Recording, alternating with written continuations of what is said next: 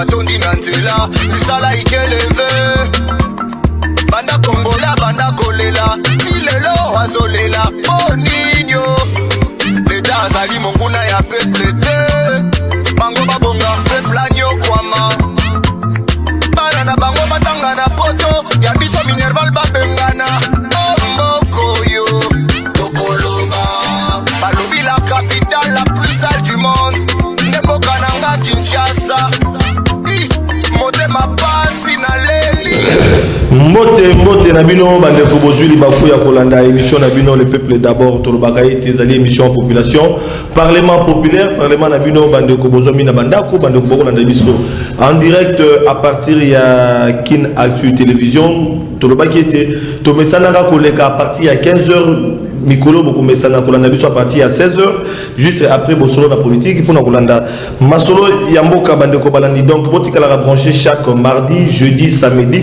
à partir il y a 16h p rediffusion à 21h bolanda biso pe na ba chaîne partenaire notamment na BRT Africa chaque lundi mercredi vendredi na 23h p dimanche na 16h bozali kolanda biso na YouTube Kin Actu bande ko balandi na oitali basango ya plénière à mon collègue bobi ete to bengisaka bande ko to bengaka honorable oyo bayaka na plateau na biso bayanolaka na mituna na bino population pe bino bande ko bozwa mina l'ombre na bandaku vous allez participer na émission comme invité pour na kopesa ba point de vue na bino pour na oitali ba question oyo to lobelaka surtout na ordre du jour ya plénière à mokolelo to kobeta 7 na likanisi ya ba 13 personnalités oyo bazalaki ko continuer pe bazo continuer misala na bango pour na okutana na baimboka kasi singo boye baete ba oteki okutana déjà na Moïse Katumbi après avoir kozala na Jean-Pierre Bemba kozala na Martin Fayulu kozala na mokozamboka Félix Tshisekedi kasi na ngambo ya Joseph Kabila balobi ete kuna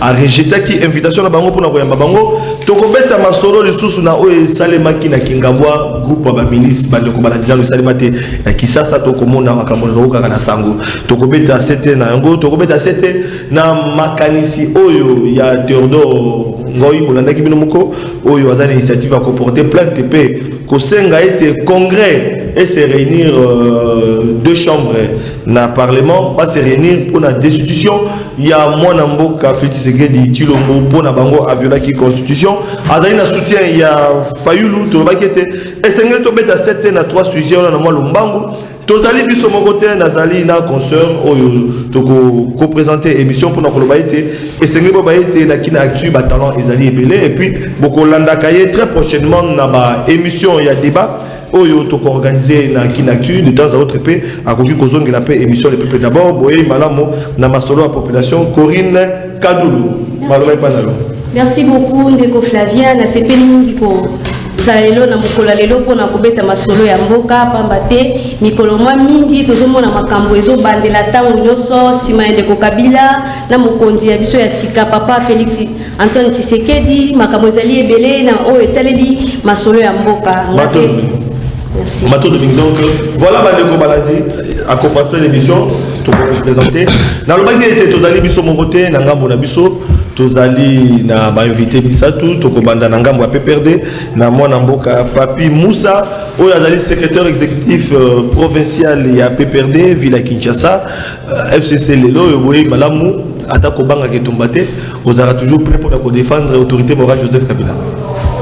Iyo ndeko na sepele na boyambina yo vraiment na itando lelo na après-midi oyo to ali kolobela ba imboka ba nini ali koleka na mboka vraiment na sepele na boyambina oyo apoko lelo. Voilà, vous allez au mon côté Rodrigue Ramazani na compte il y a en vol.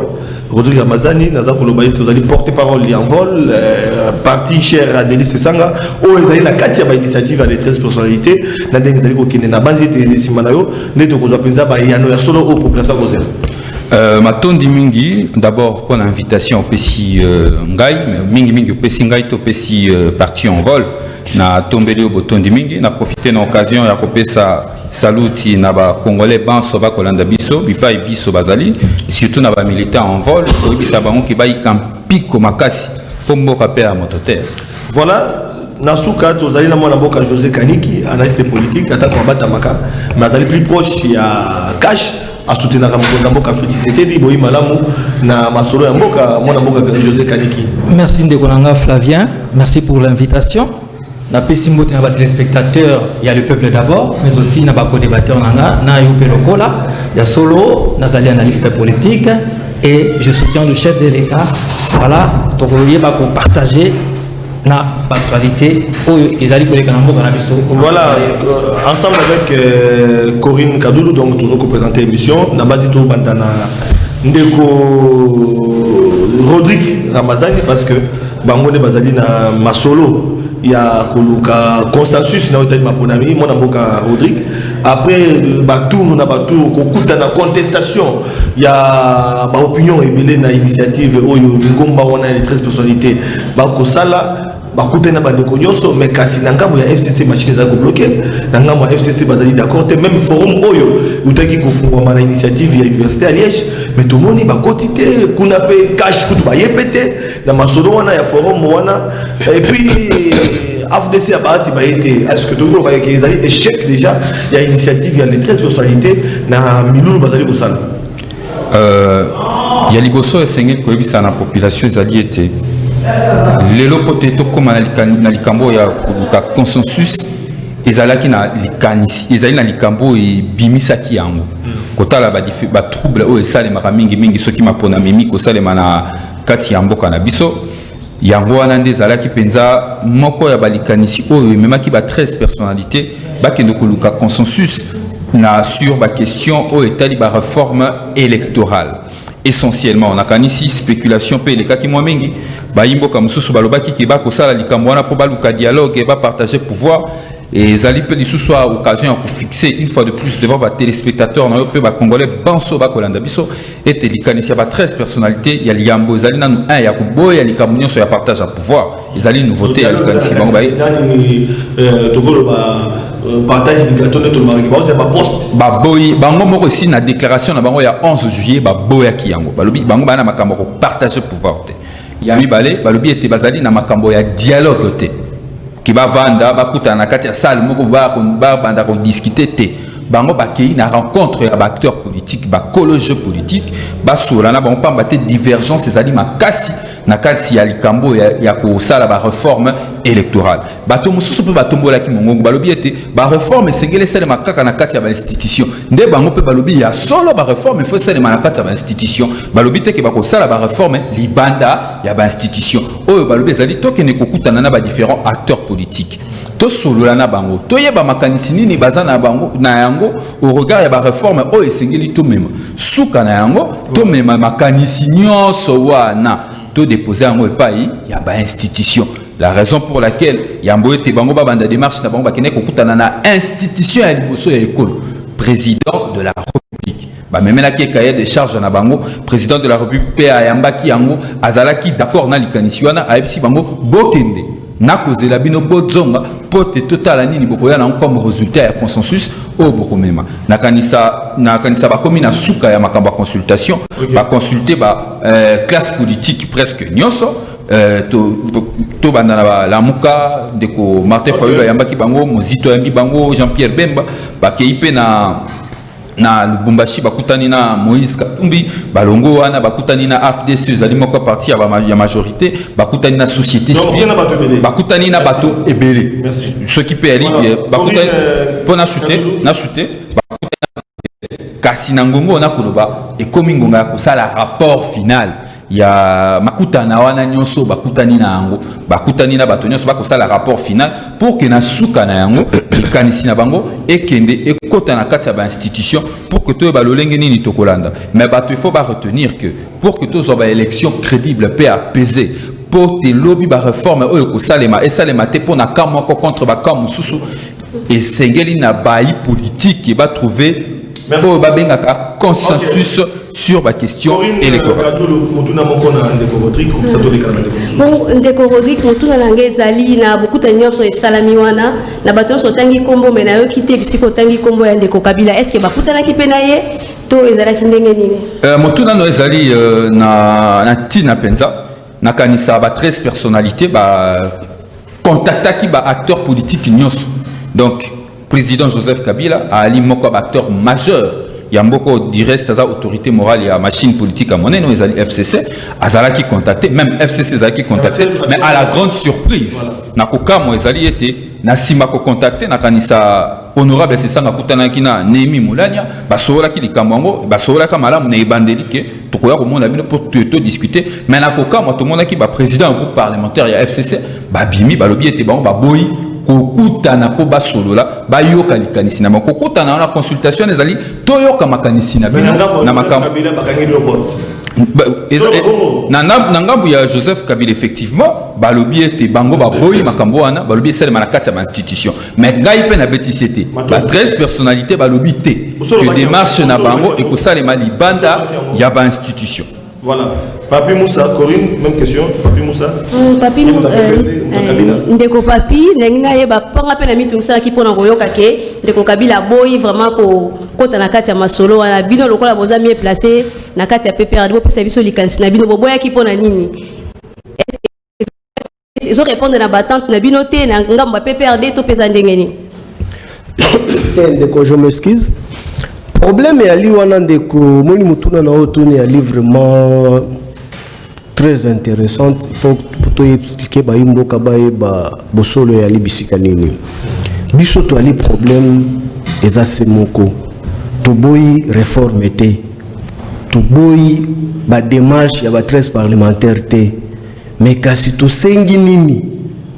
Biso par le passé ba tunyo surtout ba opposant ba betela biso mabanga ba boakela biso biloko nyonso tout balobaki to ali babuki to buka ka mobeko to viola la constitution à tout le moment mais yango nde to lobi boye sika sikoyo lokola mokonzi mboka si aponamami ali na mandat na ya 5 ans renouvelable mais soki il faut organiser mobeko mboka ba cadre institutionnel et ali bino batu boali na bakaye de charge lokola bandeko na biso ba 13 personnalités bali kotambola bali na kaye de charge o bali kotambola nango ba constituer yango ba okende kopesa ngo na bisika oyo elongo bani pour que mobeko esalema ezala na exécution. Ce n'est pas que aujourd'hui tout se mettre en dehors ya cadre institutionnel pour que tout légiférer mobeko oyo ko réjouir na mboka. Là c'est anarchie qu'on ne peut pas accepter. C'est que la résolution va remettre en la institution. Au moment où nous avons il faut expliquer la clarité des choses. Bango aussi, je comprends bien, il y a une contradiction. Balobi que non. Maïnion surtout bakozwa na terrain bakokende kopesa ngo na bisika we longo bani. Mais c'est tout à fait logique. Tous sont représentés au sein de l'Assemblée nationale par les regroupements politiques. C'est comme aujourd'hui, l'Assemblée nationale et provinciale, il y a un congé parlementaire.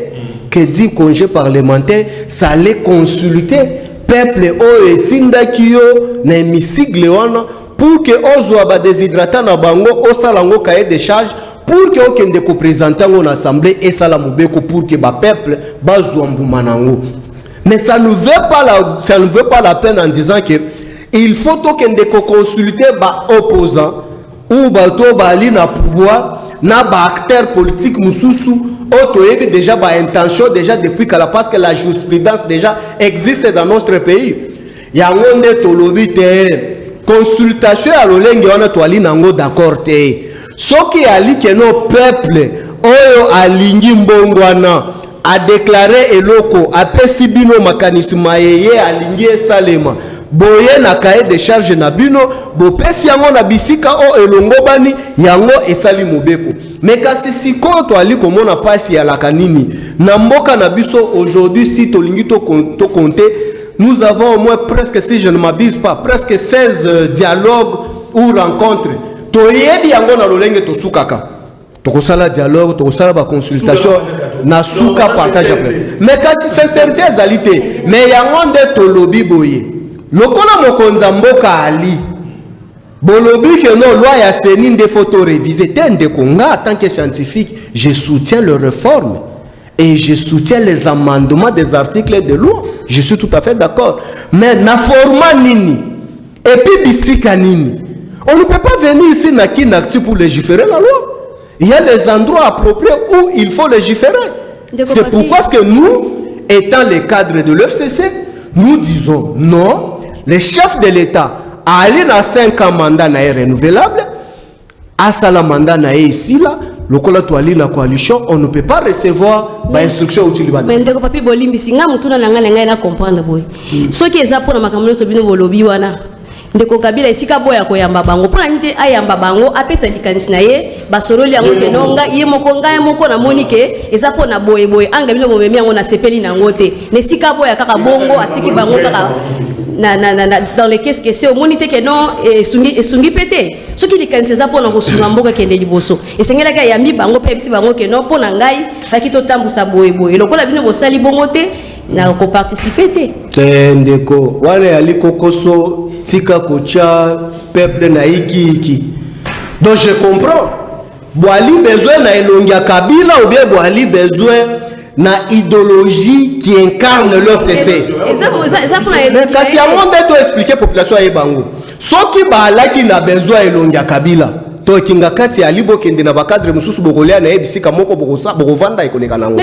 Mais ce qui concerne la plateforme FCC où lui il est président du PPRD, ce qui engage institution PPRD, bakadre approprié, il y a réflexion à PPRD zali. Pourquoi est-ce que vous n'avez pas consulté la permanence qui détient la gestion au quotidien du parti? Non, le rôle de Mkonza Mboka ndeko Kabila umela kipe na Mboka. Likanisi pe ngai za malamu soka Non, likanisi na ye za malamu kwa accompagner Mkonza Mboka sika tant que collègue na ye oyo aliko kamba Mboka. Mais quand ce qui concerne gestion politique bali ko kamba politique ya FCC bali. Si il faut aller les consulter, il faut que nous bandeko Shadari, komona bandeko Nemi, bakopese la bango maye matali kaye de charge à FCC. Pourquoi seulement aller voir Kabila? C'est comme aujourd'hui, nous voulons parler du cash. Donc, il y a les insuffisances à niveau de cash, ça nécessite seulement l'intervention et Ndeko Fachi. Merci. Je dis non. Merci ndeko papi Moussa to baluki na ngambo ndeko José Kaniki likanisi na bino na kati ya makambo etale liko boya ya ndeko Kabila na kati ya masolo ya les 13 personnalités to pe kokota na kati ya constitution. Merci beaucoup ndeko nangai na koloba boye likambo ya dialogue ou pas dialogue. Ndeko Kabila en réalité na kutu na kati ya kokamwa ya komona ke ndeko papi Mbao azasa ndeza zo minimiser mon conseil na bango. Parce qu'en réalité, nous savons que dans ces pays, l'Union se étali FCC, l'Union se étali PPRD. En dernier ressort, il y a toujours comme Ndeko Kabila, le sénateur à vie. Alors, les lopona likambo o étali makambo ya mboka na lolenge wana. C'est vrai, instance sous ces alliés. Mais on y a posé une décision. Il faut en écouter likambo et alliés Ndeko Kabila. Moi, je pense que les bonnes manières et la courtoisie, je pense. Et qui est ça là que mais parlons un peu du dialogue. Les 13 personnalités. Je ne suis pas tout à fait contre les réformes. Les réformes est bon. Nous sommes tout à fait d'accord parce que dans ma cambobélé na carte baloi électorale et simbité pe memimbo cannabis na carte yiki na 2018 voire même avant cela. Et c'est tout à fait normal. Mais seulement ngai na boya kalikambo ya dialogue o etali ba politicien ba koya moto na agenda na ye mama na ngai eza na 16 dialogue o ndeko na ngai papi ba auti kolobawa eza na dialogue moko te o politicien le kana na télévision alobi ke biso etozo kende solo la pour que to kabola ba poste mon côté avant le dialogue, ils allaient que tu kende pour na kobongisa soka na moto chuta kaka na partage du pouvoir wananga na telemeli yango. Mais moi je peux proposer ceci toza na ba organisation na ba structure o etala ka makambo ya ba élection o ezali spécialiste en la matière bakoki ponanga kokutana en aparté. Tous les organisation lokola basenko lokola simosel lokola yeta et na botana nonyo sote ezali ebili bakoki kokutana na kati ya société civile ba élaborer un cahier de charges costaud oyo kozala na ba structure oyo ezala vraiment na forme nango ba pesi yango forme avant que ba décision ekobima wana ou bien ba recommandation oyo ekobima na kati ya dialogue wana ya société civile d'une manière générale nde bakomema yango na kati ya institution habilité ils alignent des parlements. C'est dans ces parlements là et c'est quand ils ont retrouvé la tendance politique, opposition, pouvoir, FCC, la mouka et ainsi de suite, indépendant. Bango nde kuna na kati bakosola sikoyo nde bapesi yango sikoyo valeur nango esika ya kolongola balongoli A esika kolongola B balongoli B pe ezui forme nde kazaka elatami na lolenge ya malamu c'est-à-dire réforme électorale mais likambo oyo etali makambo ya dialogue ya bapolitique ngai na telemeli yango pe na boyi yango bazali na l'efficacité ya organiser dialogue pe partage du gâteau. Donc, elle au moins a mis tout ya baï politique parce que pour contester misala bango bazali ko sala. Ndeko Flavien yo kinga malamu te. Ndesika na lobby. Soki na tuni yo eza yo te ngate mutanko tuna yo mais na mituni pe peut la répondre. Dialogue nini o esalama na mboko yo politicien aleka na télévision lobby biso toko kabola ba poste. Non, ça n'a jamais existé. Ça n'a jamais existé. On fait semblant. Moi, je pense que le chef de l'État est là. Les institutions sont là. Et tous ces députés font partie d'une institution qui est l'Assemblée nationale. Tosololi, to pesi formé pour que ça la politique. Hein? C'est une manière de dépolitiser la recommandation ou bien la réforme. Parce que ceux qui ont na cash, na envol, na lamuka, chacun viendra. Son cahier des charges. Son cahier des charges. Ndeko Kabila peut-être akoya koloba le camp Kabila akoloba ki noto elage ba disposition musuzo ekosala ki nonga pe na postiller Jean-Pierre Bemba likambuya corruption comment on appelle ça encore oh epekisa ki a postulé na 2018 ya koya la muka pe akoya na makanisi na ye vérité des urnes cache pe akoya. Voilà cet imbroglio là, mais quand on peut retirer la simate, et vous allez voir, c'est malabar. Voilà. Tous ces caïmans, Bagokutana, peut-être glisser la carte à l'école. Sujet, mais si vous répondez dans 3 minutes, vous répondez dans le lobby. Peut-être parce que Ozoka, FCC, cash, ma qualité de population, société civile, en tout cas, il y a une unanimité autour de la procédure. Mais tout là, on fait des camps, il y a ma milice, tout ça, Bakinois. Il y a beaucoup de gens qui ont des ministre parce que ils ont des médicaments de sécurité. Ils ont des la séparation au des sujet du jour, mais quand même, ça, tout comme un mouvement, pourquoi les autorités merci Mingi. Quand même, Ozali important, c'est que zonga moi si manama bio milobama kiawa pour fixer opinion pour que confusion à la tenaki de part et d'autre moi ben compréhension à makasi. Pourquoi d'abord il fallait qu'on ait un consensus? Il y a un qu'il faut baïba. Topo sanate. Que ton réforme moi que ça en 2015, ton ben organisation de l'élection va conditionner un recensement. Toi en janvier 2015, nous sommes le 15, 16 et 17 janvier 2015. Réforme un même liwa na population. Bato ba kufa. Yamboé te bande konabiso à l'époque il y a majorité donc au le FCC va trouver opportunité à retirer mobé konabango peuple à Koufa dans mois de janvier 2015. Réforme Ami Balé, machine à voter, c'est électoral, caution et Salema et même liwa ya Rossi Mukendi Peteres Kapangala pe bande ko belé utuyebi pour que finalement tu comprendre que la réforme non consensuelle. La réforme mi balo ana batbaye ba tezaki non consensuelle ezaki réforme ya boyo kanité ezali réforme moko salema ki pona kamoko contre ba camp misusu nde ba 13 personnalités balobi pour une fois dans notre pays tout ça la réforme électorale consensuelle. Pourquoi to bosanate bato ba memaka peuple na balabala yi ba politique tant vous avez intérêt na bango ngai lelo na mboka o nanu na monité politicien ngape na politicien a zu population aye na libanda pour ta réclamer prix à lipa. Même la population libanda pour que la population ait pour réclamer intérêt à les politiciens. Alors, la question électorale, ils ont la question à les politiciens. est-ce que l'élo après 60 ans d'indépendance, on ne peut pas démontrer suffisamment de maturité que tu aurais discuter autour de la question, il y a politiciens, entre nous, politiciens, de trouver consensus. Consensus peut-être trop compliqué. Consensus, c'est une chose autour de la question de diviser biso. Et puis, ça m'était que na yokayo, au pesanga ba vie na yo, finalement, tu trouver terrain d'attente pour que finalement des ordres et ça les maté. Bah le but est que ma commande ça ma libanda il y a institution na yo qui va qu'il faut ça ma kana kata institution encore rappeler ndeko nanga papi. IFCC bon na ko bisay le lolo mina ko sakata. Ba suspenda ki yangote. Ba bisay ba omi ba ça ani.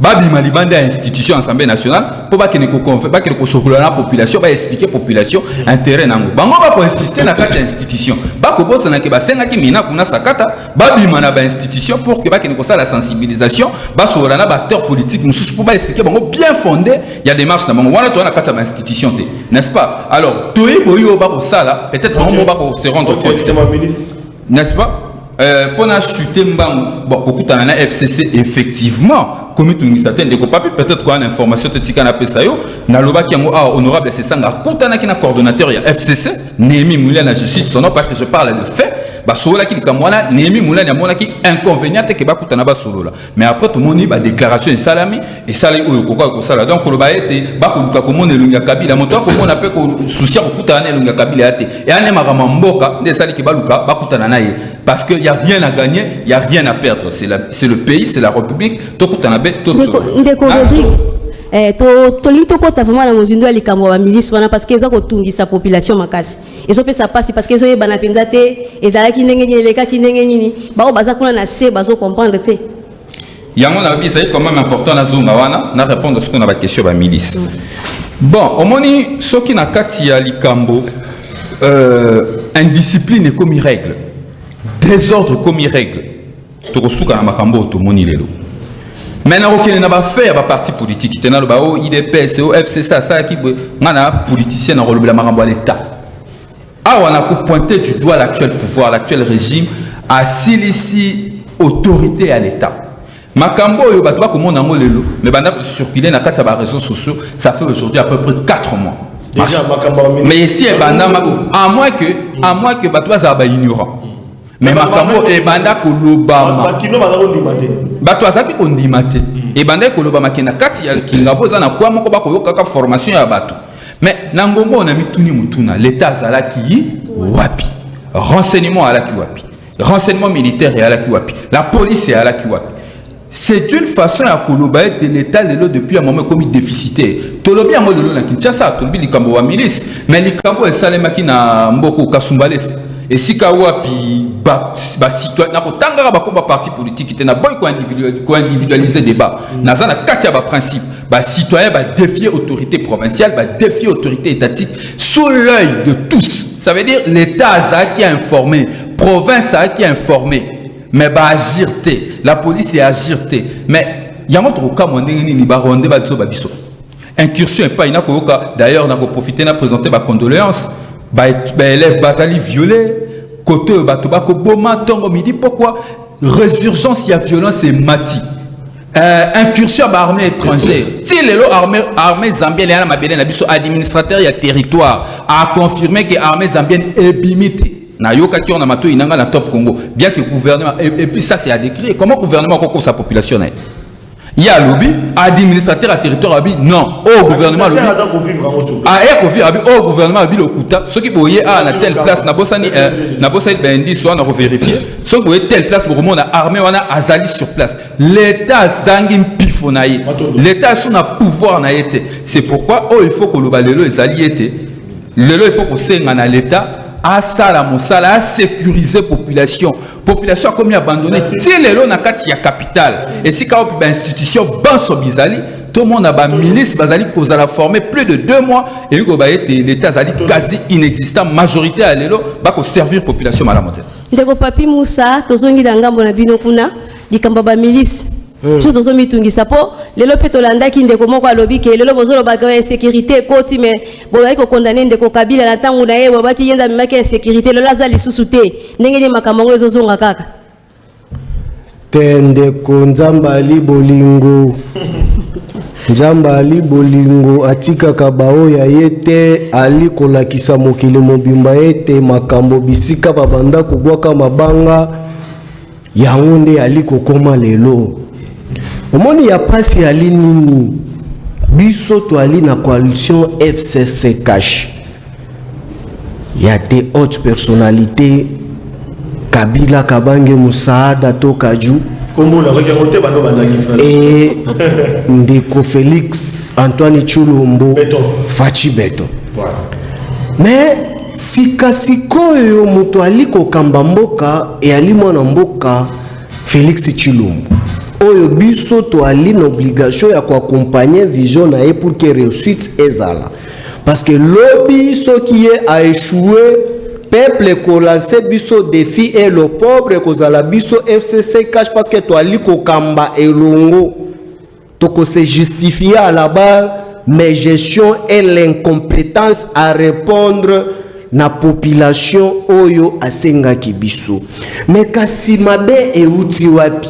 Mabe alike lelo to se décider ko accompagner vision mokonzi mboka mais batu oyo ba se prétendre ko accompagner mokonzi mboka bali ko sala ngona lolenge malamu te. Et nous avons constaté avec regret que non l'incompétence notoire exposée sur le place publique se fait vivre du jour au jour. Makambo ali koloba ya milice wana. Et l'obami déjà, 4 mois déjà, 3 mois passés, là qui n'a bisika nyon surtout. Mais yango lelo na eko comprendre yango eloko esali passe. Sortie médiatique prématurée, je pèse bien mes mots, ya Ndeko Augustin oyo alobi ke non biso ndeto bengaki mokonzi mboka koyebisa yeke non kuna mabezali. Donc directement tout d'abord il a accusé les services de renseignement en disant que non ça n'existe pas dans notre pays. Parce que lui n'est pas le service de renseignement. Même s'il y avait les informations. Non. Kabila tiki service de sécurité ça la madame Yokandeko. Service à renseignement et à service à maman Sifate. Service de renseignement il y a un janvier. Jurisprudence a existé dans mboka oyo. Na ali moko ya ba cadre à PPRD. J'étais donc le fait réel. Bokende ko vérifier on a service à renseignement. À l'époque, nous PPRD nous avons décelé toujours à Kingabwa makambo etoko na inyele. O ebanda ko sale mapona boya ko bouleverser pouvoir ya mona mboka Kabila Kabange Musaada. O bakenda ko attaquer même ndako na ye. À l'époque, je me rappelle, c'était le secrétaire général Bochab qui était secrétaire général à PPRD. Mais information est réunie na base et comme chez secrétaire général Nabiso Bochab à l'époque, je cite bien. Mais lui à son tour, qu'est-ce qu'il a fait? Il s'est adressé directement au service de renseignement en prenant nos camarades au Bayaki na Sangwana a bango na disposition à service à renseignement pour dénoncer et le service a fait son travail. Mais aujourd'hui, lorsqu'on fait des sorties médiatiques, Tolobi qui était Bisonde Tobengaki Mokonza Mboka. Donc Mokonza pour chiter pour namnacha mungwana si ça ici kawal. Donc cela veut dire que biso ba politicien lelo to comme sala musala renseignement, to comme sala musala nyonso tout. Et fort malheureusement, on aurait plus même que non formation na ali ko salema na moko o ali na ndako wa Mokonza Mboka. O ali na maison civile à Mokonza Mboka. Parce que bilili ali ba image ezali boyeki banzembo nde bali koyemba. Siko mutu bafundi. Oh yeah ali kobika la Mokonza Mboka chaque jour ali na kati ya lopango na ye. Pourquoi est-ce qu'il n'a pas dit au chef de l'État que non, je suis en train de former le milice à Kingabwa? Que cette milice, elle devait être détectée comment? Certaines opinions, le pango les alliés mamoli. Alors comment faire cette réconciliation-là? Il faut pas chercher il faut pas chercher vraiment. Mais ça n'a pas mon opinion. C'est normal, opinion faut tout éclaircir en haut. Baluka kasili na libandite. Et il faut pas chercher à faire une connexion frauduleuse. Ndeko, lelo soki bae bakie lopango o ezalaka ya Ndeko Fabien, c'est à la seconde. Ba service immobilier ezali wana ekopesela yango keno ezali yaye. Kasi maye mali kopesa pasi ali nini. Bon, on les concept de leur concept, on accepte que le pango ali ya Maman Olive. Parce que biloko nyo soto, ata Thomson nyo soto ya mokilo ezaka ya Maman Olive. Ba tomate nyo soto ya mokilo ba lobaka soki matiche ezaka ya Maman. Et yango de toli wokende te. Ngina bakisane ngali kansinenge ezaboy. Bino bolobi malamu na tango bandi kolobake bozali wana FCC na cash po botambola longo. Lokola bino bozalaki liboso tango bino bolongo soki ndeko Félix a échoué. Bakotala pe bino quelque part parce que bino nde mutu bozalaki wana. Mais na tango so bino bosali pe boyebi makambo ebelo ezekana este. Soki tozonge likambo ya insécurité ndenge botu ko sanctiona makambo ya milice aw. Tango bana oya mike ya primaire basalaki examen na bango.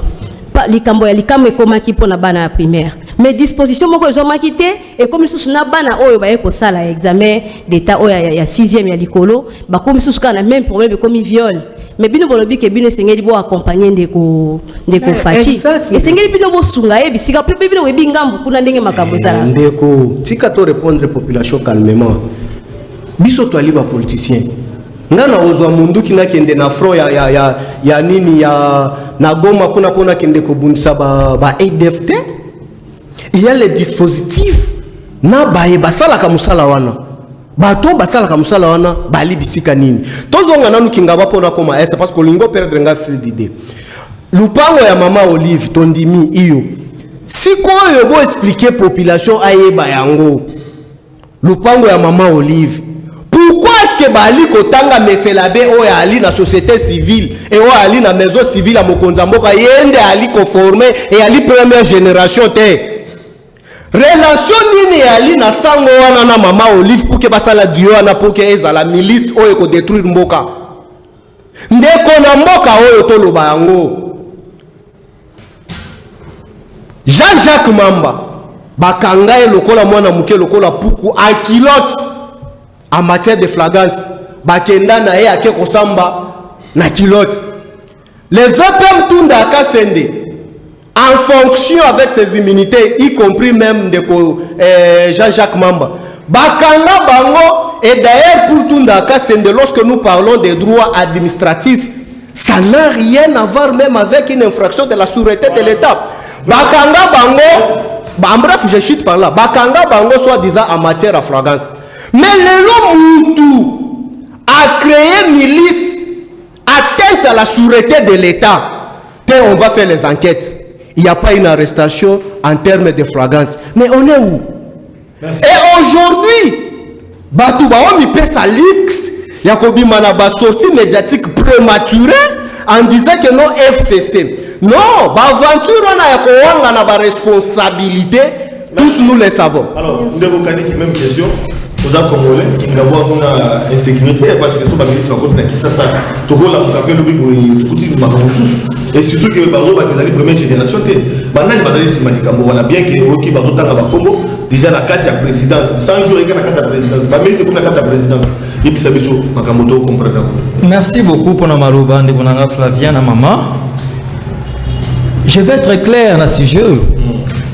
D'emblée quand on parle d'une milice, c'est clair et net que c'est dangereux pour l'existence de Yambo Cannabiso. Et je le condamne avec la dernière énergie.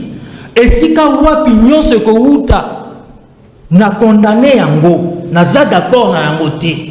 Mais seulement, je vais ajouter ceci, Nazara ko sepela na vigueur, na force nyonso de konanga papi mbao, aobimisa pour na condamner.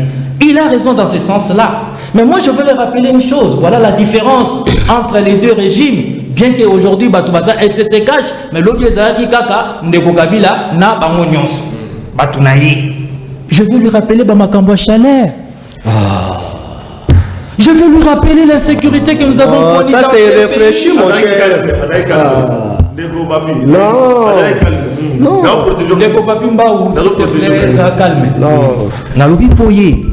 Je lui rappelle cela. Tout ce que nous avons vécu dans ces pays, n'a pas chaleur, n'a pas gros bras naïe.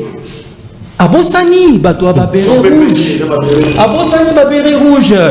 Mais voilà la différence. Aujourd'hui, quand il y a quelque chose qui se passe, la hiérarchie, l'autorité descend sur terrain.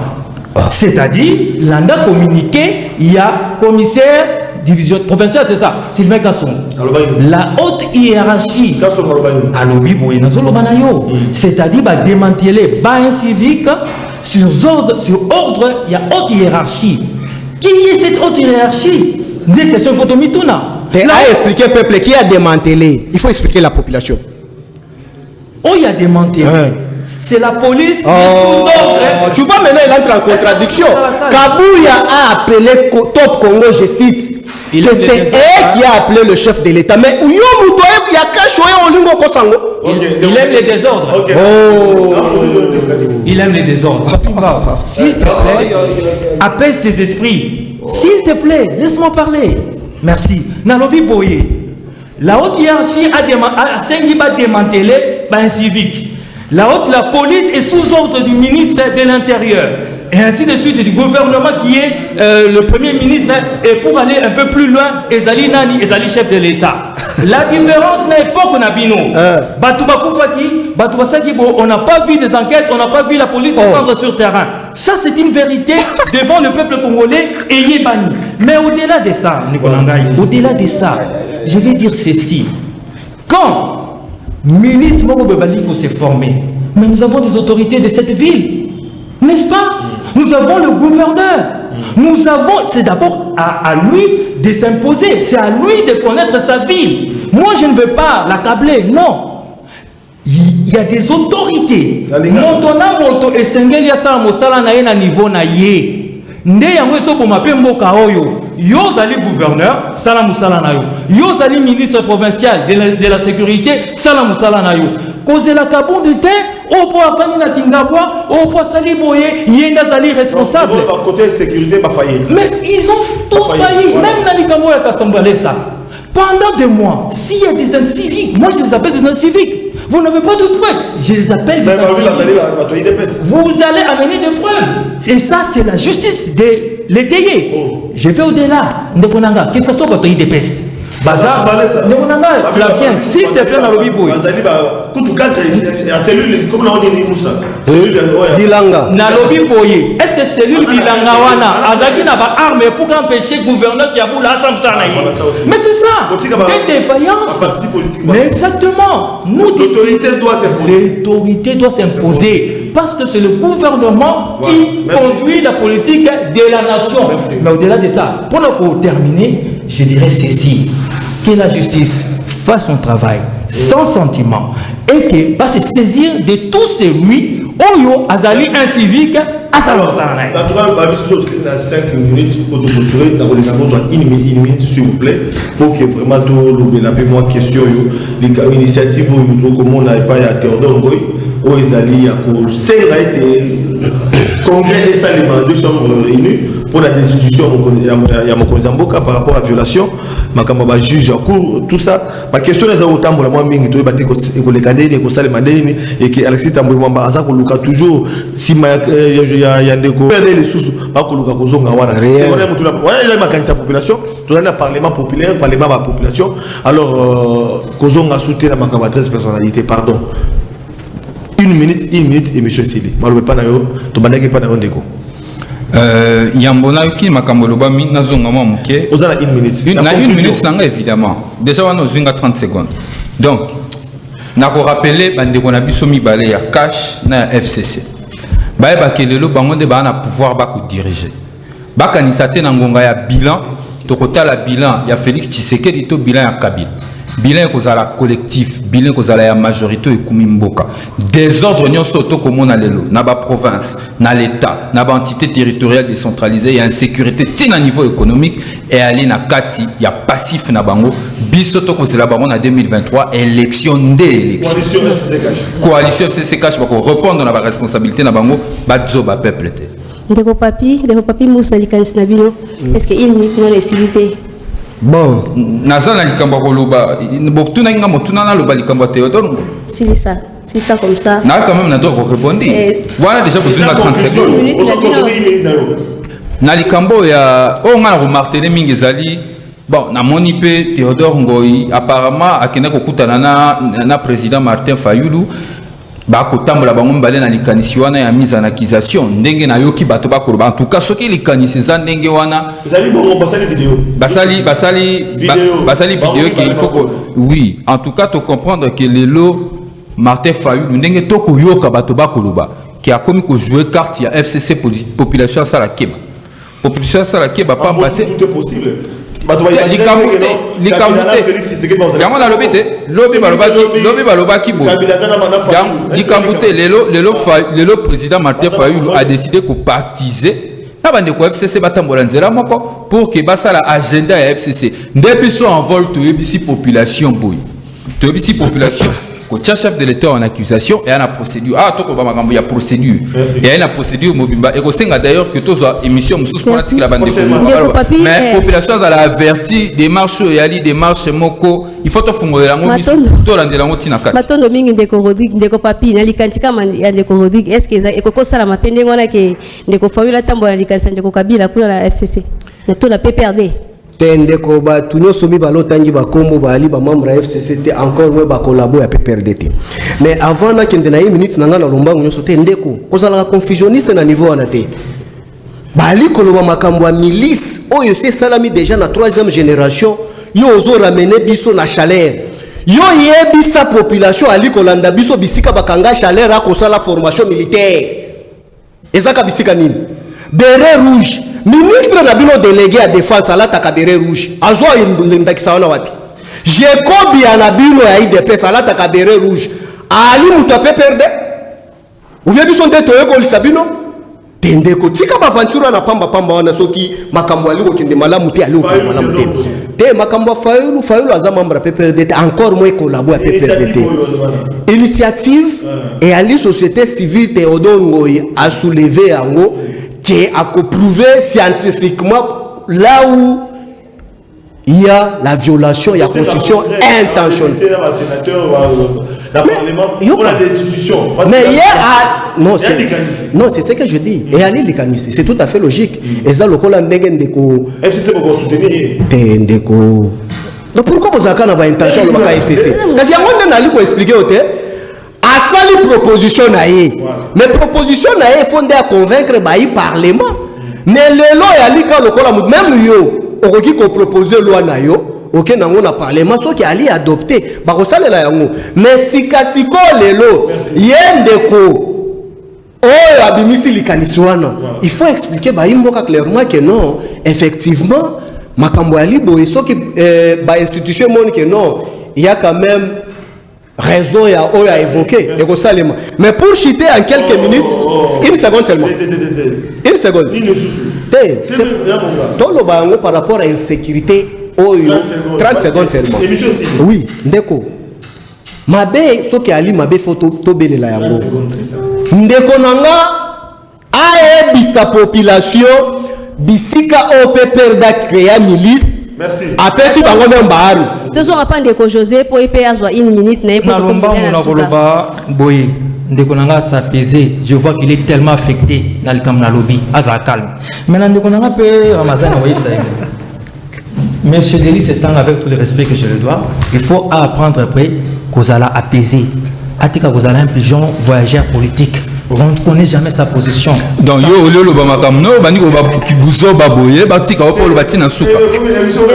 Pigeon politique et le bani. Bon, le concept bo épaté ba tout. Bo épaté ba tout ni pigeon politique et le bani. Ko profiter le roi 1 minute tikali o ba bozo bana tikali ba bozo bana le kanate. So mo manayo analyser makam na lo ba makam ba ko tika sili sana bozo ba te so ba bozo ba ko sili sate. Alo ba makam na ye to ana 1 minute debe ali sou. Attends, combo à 600 à terre, attends, combo à vol. Tu as bête ma solo. Sujet à l'élo à 600 à terre. Il y a pas un gars fumant ma solo à 600. Soka lobby na rotika 6 à terre. Soka lobby na rotika 6 à terre. Soka lobby na rotika 6 à terre. Akimi débat milice. Alors débat ali ma solo musi. Il y a autant comme 600 à point. Ya zolo. Alors azaki calme ponga ina makamba buzobo enga ba. Ya buzobo enga ba na. C'est que les cantinettes na sukate. Milice na rotika 6 à terre. Buzoba na rotika eta bani buzoba. Pigeon politique iko bani. alors ba milice te Papa. na ba milice. Il y a quoi c'est ça, milice na beret rouge. soki salikanisi na yo kokota lisusu na masolo na bango te Ministre délégué alataki beret rouge. Aza membre ya PPRD. ndeko papi Oh, bazo sala, n'a pas na sala yango. Na koki ko sala yango, mais na sala yango te. Bref, je vais dire ceci. Je pense que nous devons rechercher la paix au Banabiso. Ils allaient de Kimia.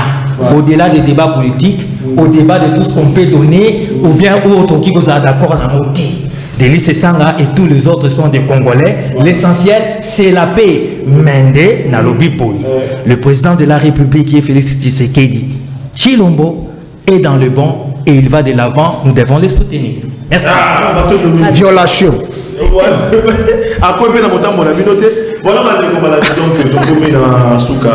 Il y a émission de le peuple d'abord pour s'habituer. De temps en temps, dans la co-présentation, on a Corinne Kadoulou, c'était pas facile. Matondo. C'était pas facile, hein? Vraiment, Zaki, kota la ka bingame mibali bazondo ngwana boyena suka wa eselinga na somo mais likambute tozoka bizaleli muke tozoka bizaleli. Populaire bande ko banandi donc et amba qui pona bino toi honorable na plateau, tout ça qui n'a pas pu Moussa Mbao, secrétaire exécutif à PPRD. Matondo mingi na ndenge oyaki avec sportivité ozanga kapete la CPL ndeko langai mazani tozela qui est la fois passée azala qui a empêché mais lelo ay quand même Matondo mingi na bazi qui. Merci pour l'invitation na kombo nanga na kombo à partir en vol. Émission très prochainement na kozala nazara toujours wa prochain rendez-vous tozala na yo pour continuer sujet oyo les anciens ont dit José Kani qui pas konga ki azongi Matondo mingi na yo na ndenge ndimaki pe koya malgré que na suka basangani pour contre yo na suka émission. Nous sommes habitués, nous sommes des politiques. Merci beaucoup pour l'invitation. Voilà, ngai pe na consort na ngai to tondi bino botondi mingi bino ba de kozo ki baku. Ya kula na le peuple d'abord magazine bino to baka chaque lundi, plutôt chaque mardi, jeudi, samedi à partir de 16h, vous aurez la émission rediffusion à 21h et puis chaque lundi, mercredi, vendredi, à 23h, na Bière Afrique, après dimanche à 16h, na Kim Actu YouTube, vous allez évidemment voir la mission. Et ça, c'est que vous avez mission pour la communauté Masolo, car si question vous retirez ce sont dit initiative pour il y a des institutions, il y a mon Kozamboka, par voie, il y a congrès, Théodore Akosenga avec soutien, il y a Martin Fayoulou et Kolekate. Bon, de la mission très prochainement, dans la même heure, beaucoup vous avez discuté, beaucoup d'informations, et na mituna na bino poto ko ben s'appelle bandeko ya IDPS na plateau pas à la wana pour ba ya na pena initiative ko ba wa diko na musika pour ko le mabota na bino